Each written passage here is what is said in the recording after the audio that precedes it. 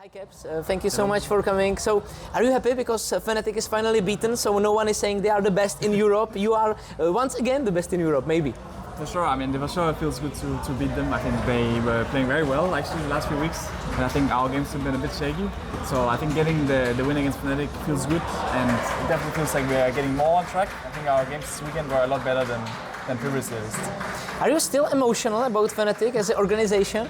Because, as I said, I promised Nightshare you would wear this jersey. It was actually my dream as a Fnatic fan to make an interview with Fnatic Caps instead of G2 Caps. So, are you still emotional about the organization? I mean, definitely Fnatic is like the team to beat in Europe, right? I think we have usually been 1 and 2 throughout like the last many years, and also not so much anymore, but especially like the last years. There were a lot of my old teammates on the team as well, so in that sense it was just very fun to play against them.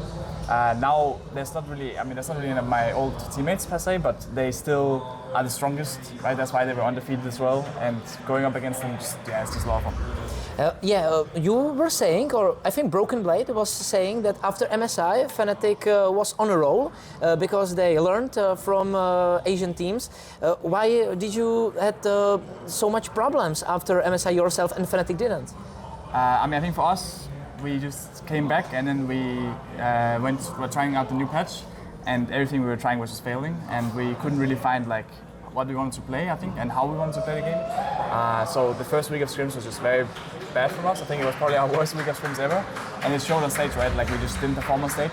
I think starting week 2 we already played a lot better. It was still shaky games, but we got the win, you know, and that is also what matters. So I think we're just improving a bit every game, finding a bit more footing and getting a bit more comfortable on what is strong now on the new, like they did the huge mid-season update, right, with a lot of changes. So yeah, I think we're getting there. We're still definitely not there, right? I think today's game was a bit scary, you know. If Fnatic didn't throw back the game at us, maybe we would have been a bit behind after the early dive and stuff like that. But I'm happy with the win.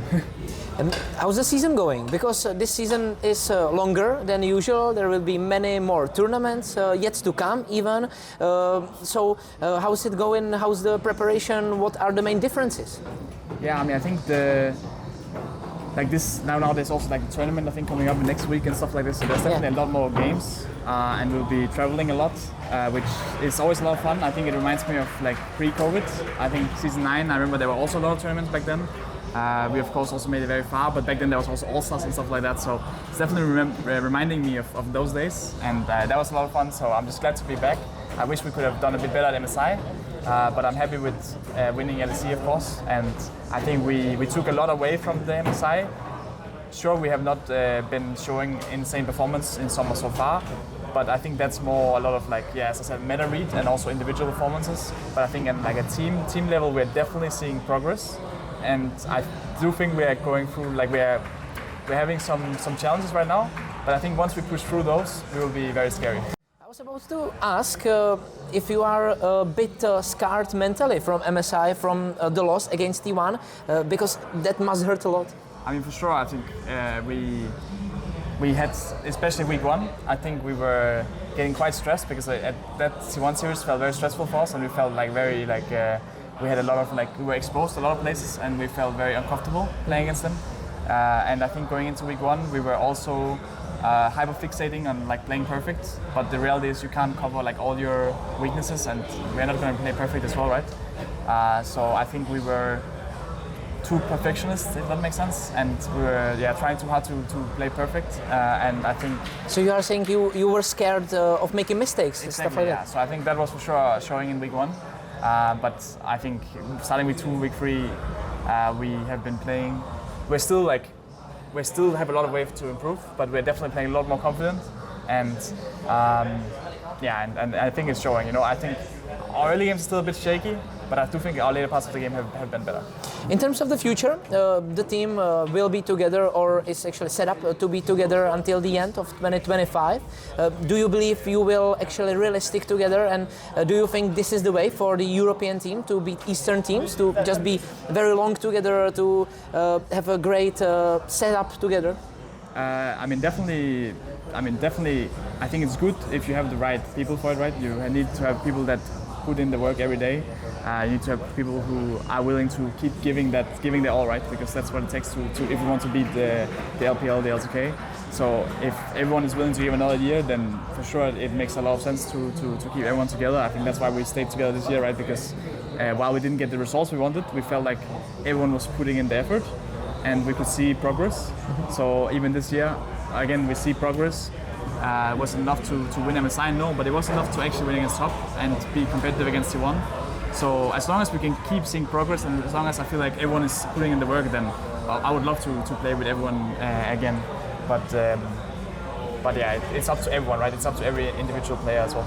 Then the last question must be, what is your ultimate goal? Is it still winning the World Championship? Because I don't want to say things like that, but it looks like it's getting far and far away from European teams. So is that still the ultimate goal? For sure, yeah. I mean, that is like the reason I joined esports in the first place, and I think when I joined League in Season 7, I think it probably looked even further away than it does right now. So just because it's not as close as it was Season 8 and Season 9, that is just like we've definitely had some steps back, but it's just about like grinding more, finding their weaknesses, finding how we can get advantages, and we can definitely win worlds. Is that happening this year because it's in Europe? That may be advantage as well. That would be awesome. I think last time we were in Europe, we almost got there, right, the finals. Yeah. But bringing it home in Europe would definitely be the dream, right? And I think, we're gonna do everything in our power to make it happen. Okay, thank you so much for the interview. In the end, what do you want to say to all the Fnatic fans, because you are the new signing? No, I'm just kidding. To all the G2 fans in Czech Republic. I'm gonna send a big thank you guys so much for the support. Like, it's been insane to play in the studio, even the new studio as well, because there's even more fans. So to have like the rivalries cheering for each other, and also just to mention the Fnatic fans, right? Like we had, I think, Fnatic side and the G2 side. Yeah, it was 50-50. It was amazing. Yeah, and it's a lot of fun to see that. So thank you guys so much for the support. You can say děkuji za podporu. That's thanks for the support. Can you read one? Děkuji za podporu. Děkuji za podporu. Yeah, that was great actually. That was great. Thank you. Okay, thank you so much.